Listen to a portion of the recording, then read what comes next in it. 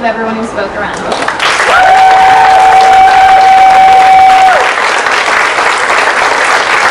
And now from the center again, organizers will take a few questions. The mayor talked about closing the Wyatt.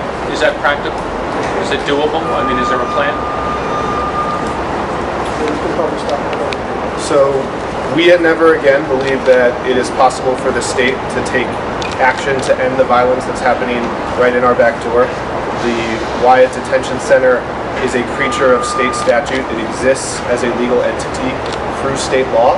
And we believe that means that it is possible through legislation to shut it down, to end this contract with ICE and this complicity in Donald Trump's deportation machine. And that's the call that we are putting out today. We are grateful for the state leaders who are here, the folks that couldn't be here but have offered support, and we are looking forward to continuing to push for these demands to make sure that our state takes action, because until it does, the state of Rhode Island is complicit in this violence. Do any of the state leaders here feel that's doable, practical? Is it something the governor would have to do, or the state legislature? So we believe because the Wyatt is set out as a legal entity in state statute, that state legislation can resolve the problems, can meet the demands that we have all put out today. So this is an issue for the legislature, but it's an issue for every moral leader in the state, and we're calling on every statewide leader. We have local leaders here as well to join this call to take action to make sure that the violence that was inflicted on some people here last week, and that we know is being inflicted day in and day out on the folks in the Wyatt and people in our community, is put to an end.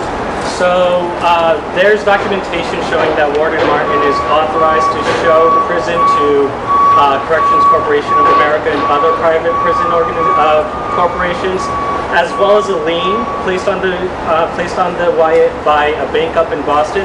So I'm wondering, is there any concern on behalf of Never Again that possibly protests will push Wyatt towards a sale into one of these totally private entities?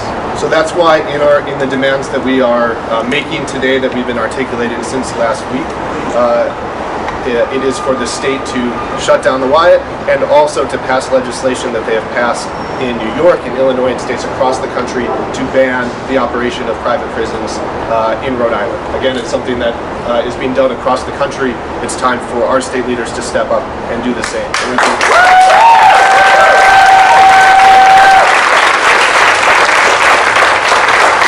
Federal court case in action even allow that to happen at this moment?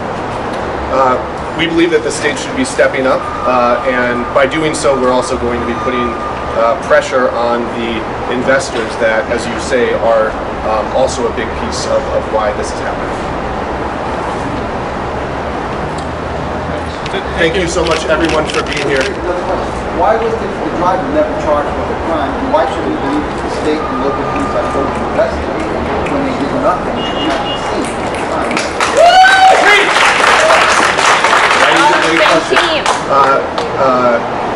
We know that the Attorney General's office, that the state police are now investigating. They called me for a witness statement. They've called a number of witnesses. So we are glad that is happening now. We share your concerns that the day of the crime, after someone driving a truck deadly force into one of the crime peaceful protesters, he was immediately arrested, and we certainly hope that he's going to be arrested soon and that justice will be done. Having said that, again, we also know that the violence of this system is not about one individual. The violence of the system is not going to end when one person is arrested or held accountable. We need to shut down this institution that is inflicting violence on so many of our neighbors in this area.